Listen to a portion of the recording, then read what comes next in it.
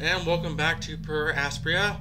As you can see, we're in the loading screen because we're going to go right into a bit of voice dialogue here, so I'll go ahead and welcome everyone back. We are here for part 2, as promised. We're going to be picking up right where we left off, so why don't we go ahead and get through this little bit of dialogue and we can continue on terraforming Mars.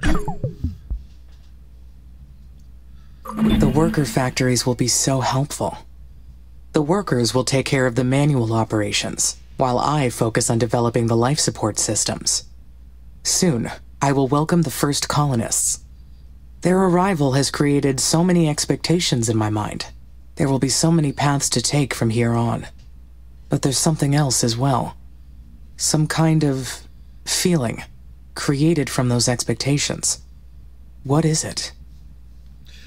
Well, for one, I would think excitement, for the simple fact is we are monumentally changing an entire world. So we'll go ahead and we'll go with excitement, being that we are creating such an impact on such a large space. I believe this is excitement. Can it be? I am excited for the future. I anticipate. I plan. Therefore, I feel fascinating.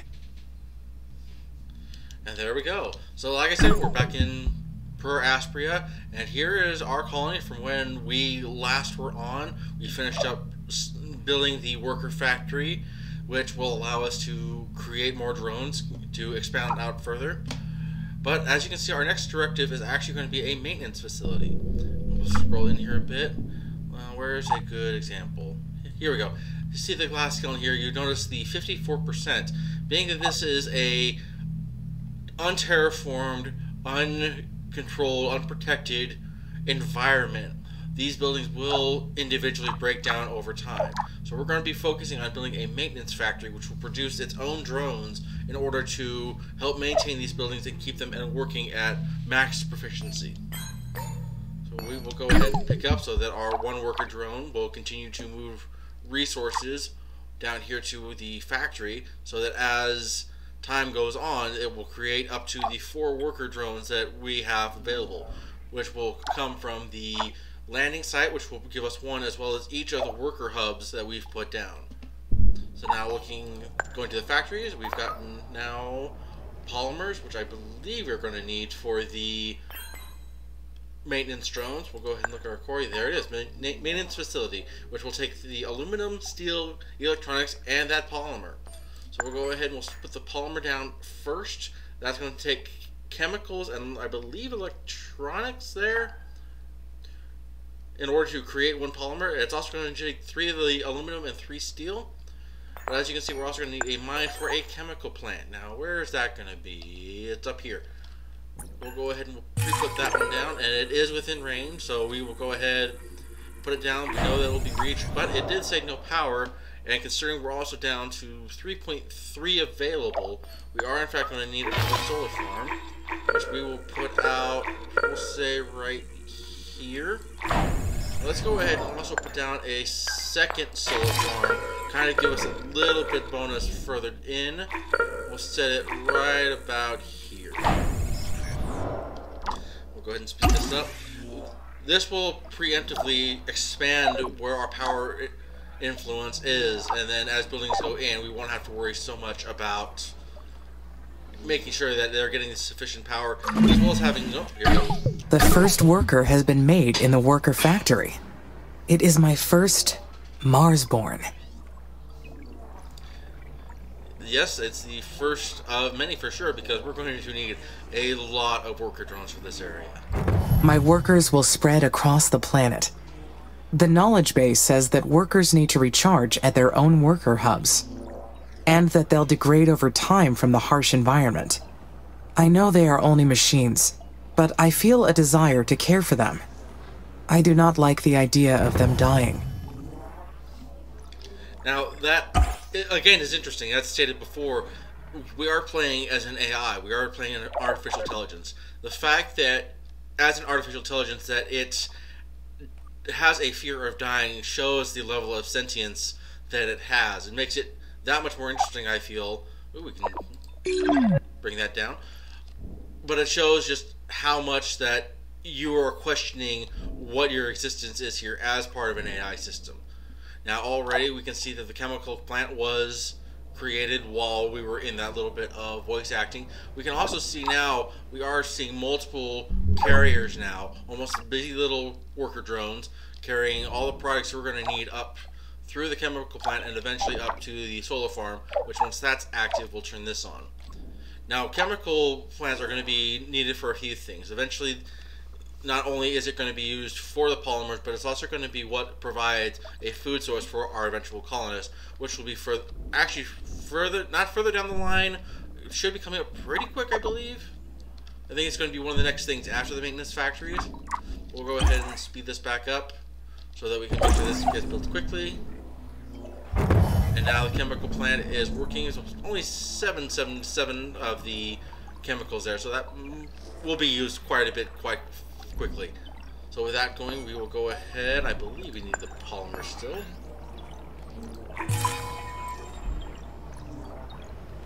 So we'll go ahead. I'll actually go ahead and put this up here, a bit closer to the chemicals as well as somewhat near the electrical. That way we don't have a huge amount of space needed for transport of goods. It's already needing down to just the 2 steel, which it should come up fairly quickly. There we go. And as you can see, we are very much low on some of the items we're needing. Like the iron, we're keeping 1 to 0 because we're not having that much income coming in. But as more mines open up, this will increase. But of course, with that being said, as we expand, more demand will equal out with that increased input that we're getting into. We are just waiting on this last steel, which is right here, moving up, down, and here we go. There goes the polymer factory, which is now active. It's going to take 1 chemical, and I believe one carbon. There's a difference. The carbon's far more of a square as opposed to seeing the little wiring coming off the electronics. But as they're brought in, you can see the polymers are being produced and are being taken out and stored here at the landing site. But now that those are available, we will go ahead. We will build our maintenance facility. Now we've got yet another circle we're going to have to worry about. You can see here where the range of the maintenance drones are going to be able to reach in this 3rd circle. There's an autosave. Very nice. What's going to happen is it will reach out to everything within that circle and create repairs. The difference is, though, is with the maintenance hub. Sit down. There we go.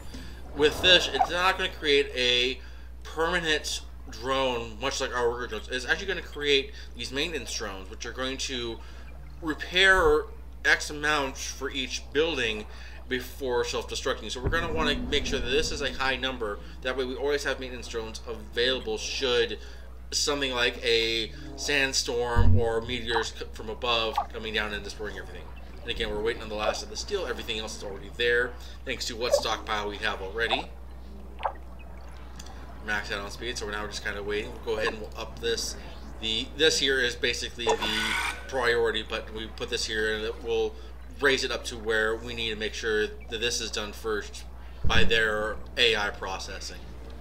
So we're waiting on the last steel, which is needing 1 more of the carbon, I believe, on iron. And now it's being made. Once that's made, it'll be brought up through here up into the maintenance factory, and then once this is going, the worker drones will eventually come back down, putting the polymers that they need, and I believe electronics in here that are needed to create the worker drones. And there it goes.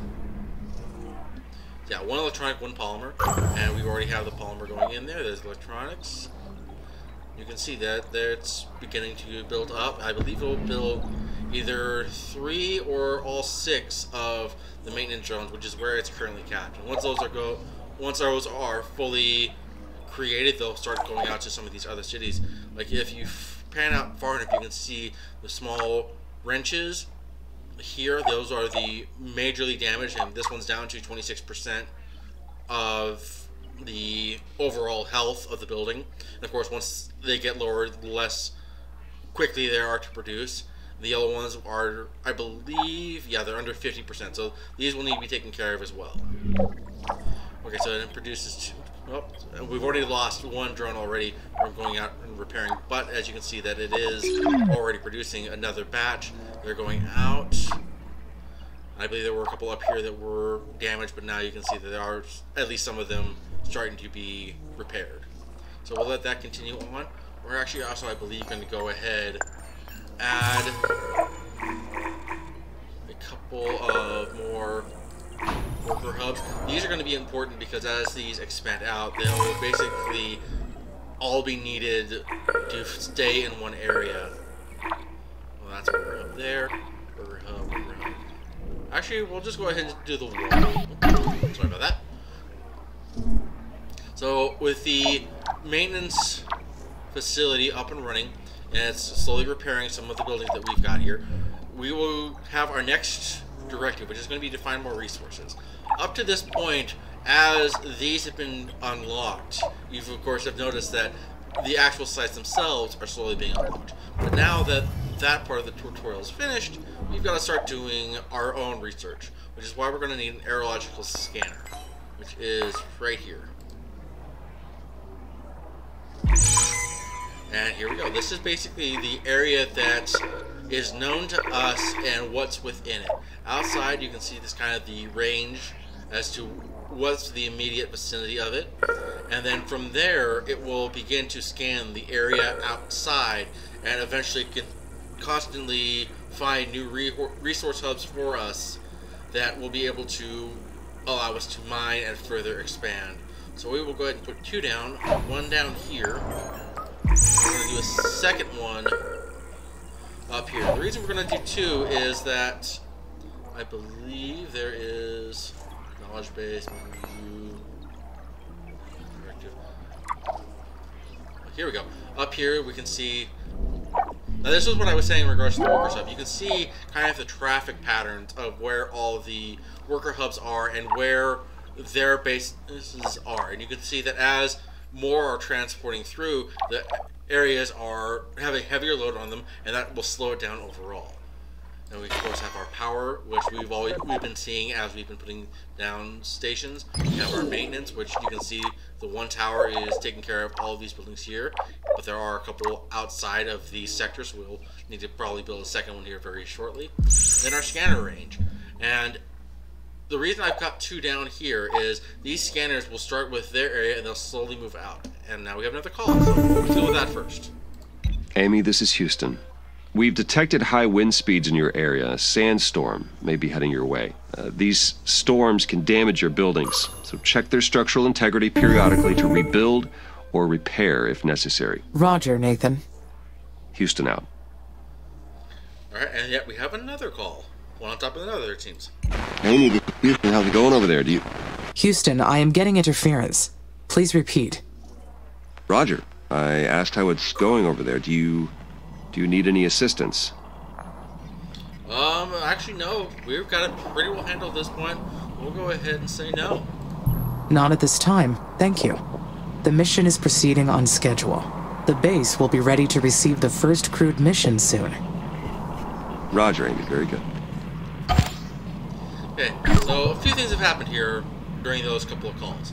Number one, you can see that there is a haze over the building, and that some of our structures don't have power, and that we are in a major negative in regards to our power. And it simply is because right now Mars is in the middle of a sandstorm, and being that we have been running off of solar panels, that's going to prevent us from producing the electricity that we need to run our stations. We, at this point, are kind of stuck until this is done with, which will hopefully be soon, after which they'll come back on and we'll be able to continue producing what we need.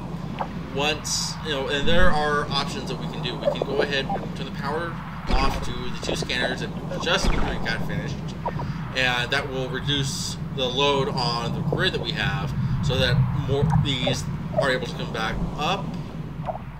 We can go ahead and turn off like the iron mine, and that frees up the glass factory, which really we have access to glass. We'll turn that off, which frees up the steel factory, which we do need.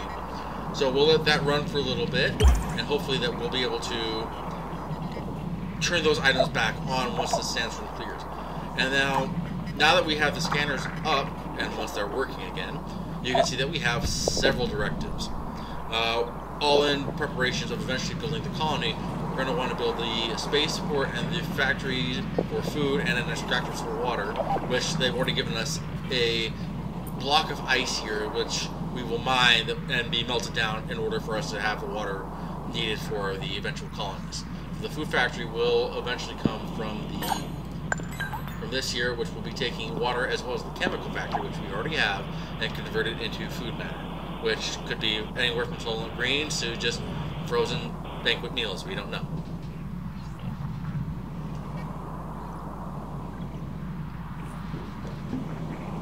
And yet another call. Here we go. Getting one after another, it seems.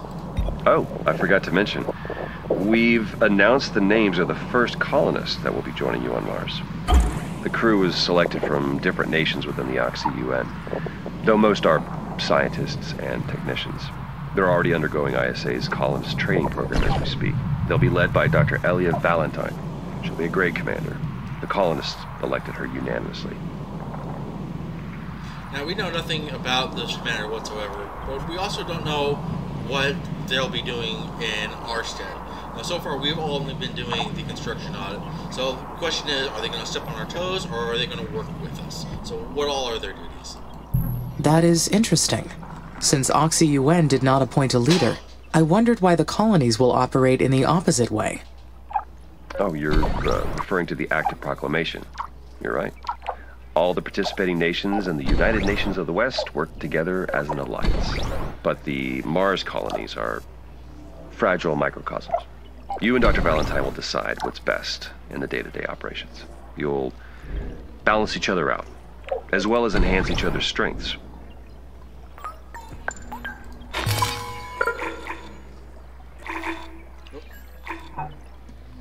Let's see. Let's see what his opinions are in regards to the strengths. How will we enhance our strengths? That brain we gave you is brilliant. It's capable of developing technologies beyond our current imagination. You wouldn't even need our help to do so. But we theorized that your mind would develop much better by working with the colonists. You will develop better decisions when your actions are challenged.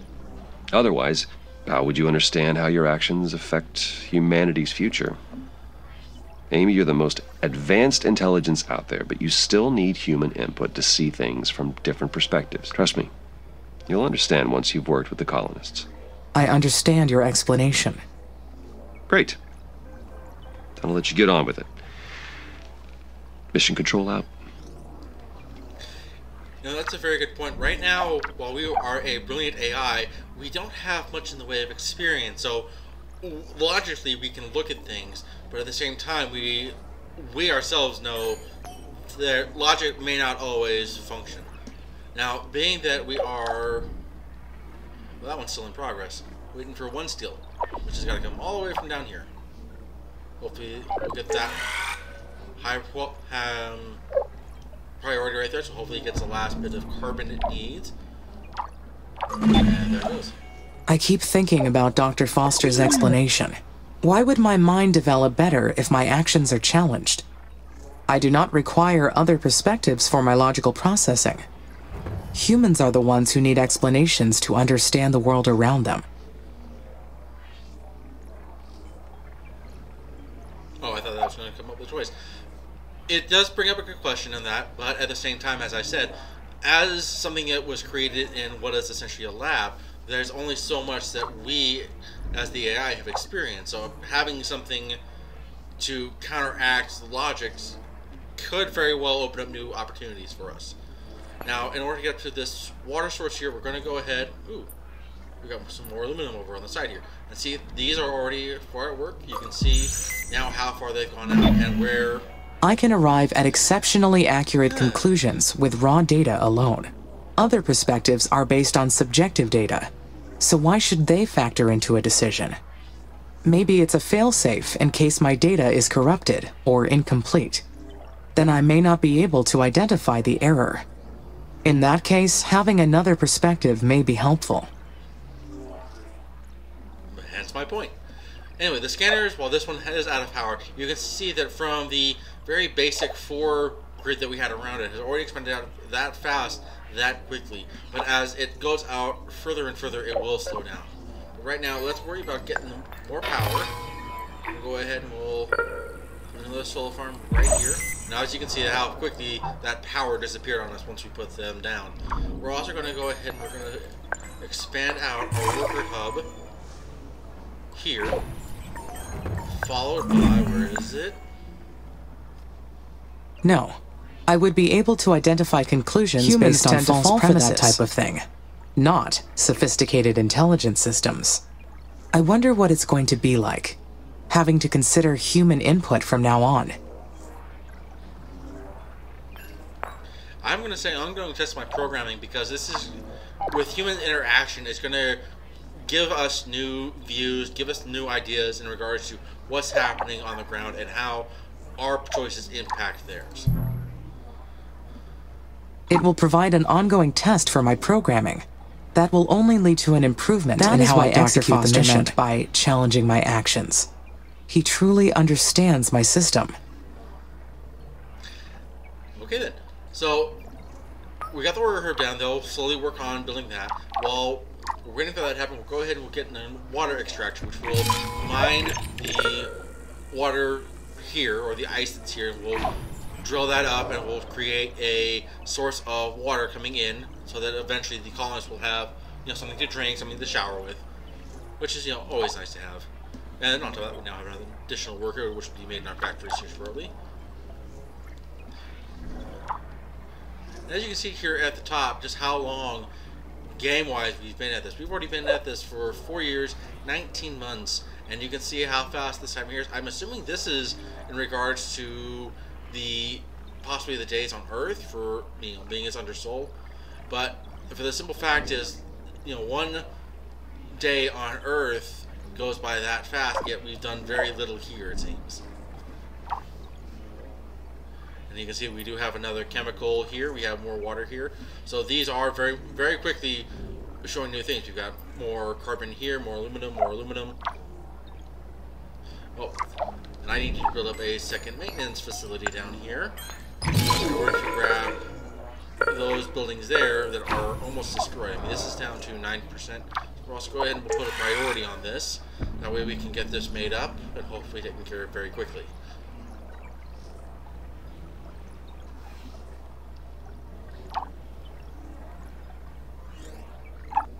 So we'll make sure this is set to priority in order for us to get the iron that we need, which is funny that our iron mine is what's low.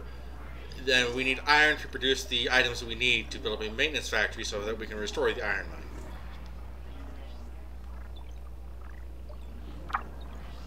But now it's making the steel we need. The steel will come down to the maintenance factory, and then this factory will cover all of this area here. Another chemical there. So we'll, by the looks of it, we'll at least be off well for the short while, or actually long while, as these take a long time to empty out for food and water for our eventual colonists, as well as anything else that we're going to need. So yeah, as you can see, go ahead and pause it here. You can see these here. These are the little maintenance drones that are coming in and basically putting these factories and these mines back together. And basically they're using just small little lasers to weld shut any issues within the buildings. And you can see one floating right there. Just coming down to finish repairing the iron mine. We'll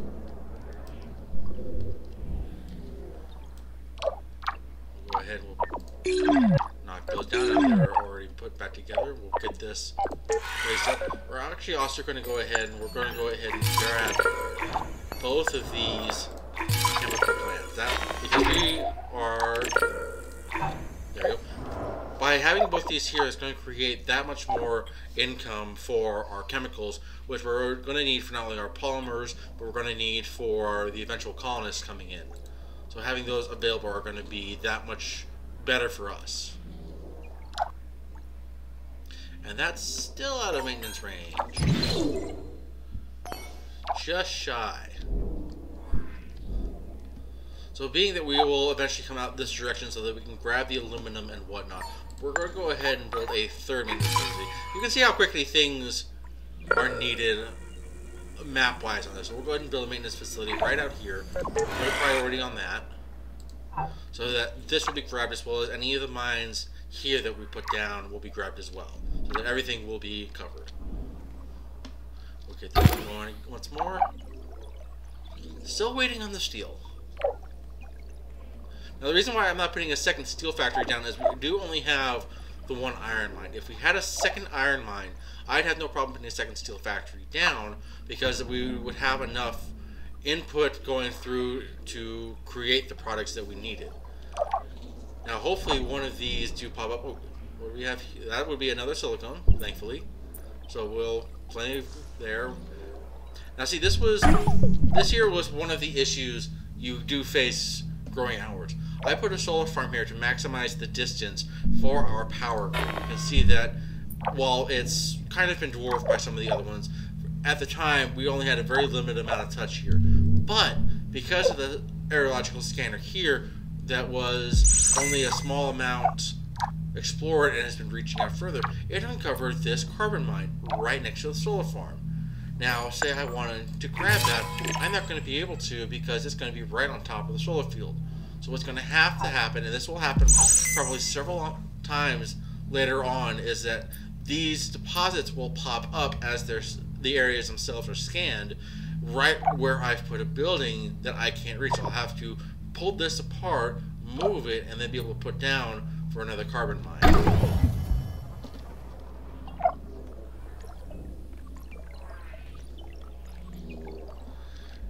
I think at this point too, we're also going to go ahead and do up another worker over here.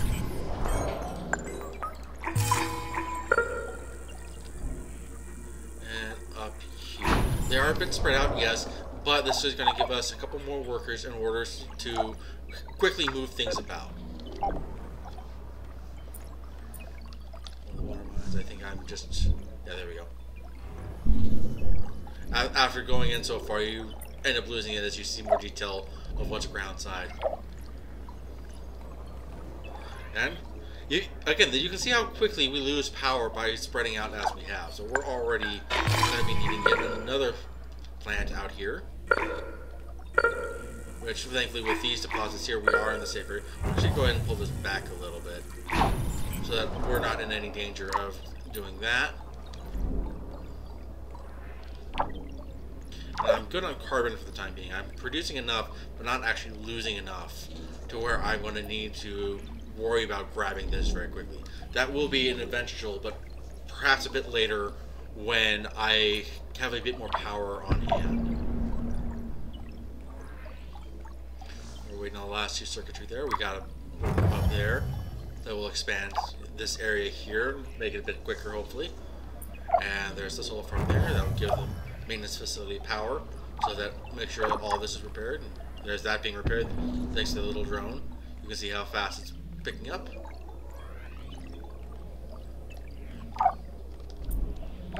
So slowly, bit by bit, we are putting this together.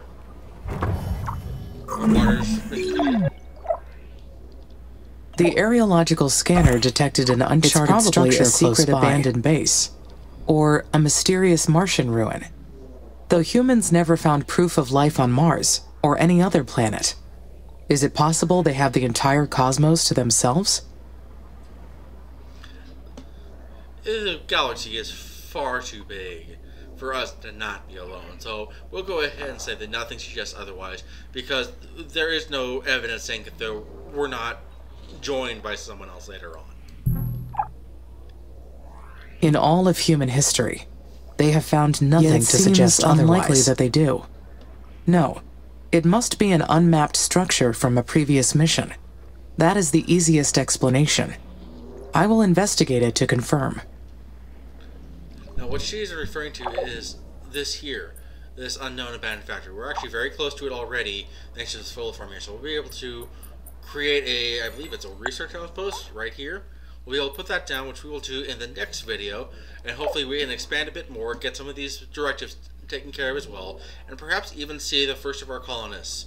So hopefully you've enjoyed this. If you have, please like, comment, subscribe, and I hope to see you again Don't get caught up in the vortex.